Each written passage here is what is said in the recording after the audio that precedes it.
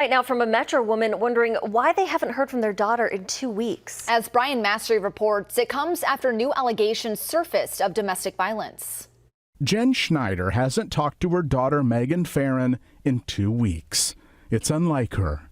She's worried. Do you think she's okay? No, I don't. I don't think she's okay at all because she would call us. She would call us and let us know or let someone know. Last November, Megan Farron filed a protection order in Washington County against her boyfriend, Michael T. Peters. She told the judge she feared for her safety. These are images she included in the court filing. Megan Farron alleged that he told her that once he kills me, no one would ever find my body. Every day that goes by, it just, it gets worse.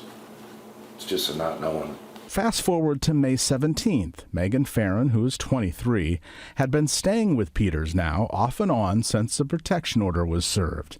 This time, she told detectives, he allegedly beat and strangled her.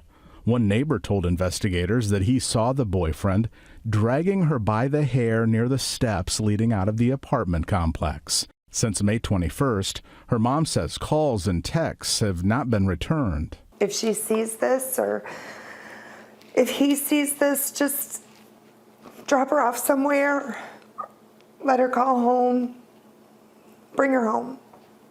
On your side, Brian Mastery, 6 News. To be clear, there is no evidence we're aware of that says Megan was taken against her will. Michael Peters was due in court last week, but did not show up.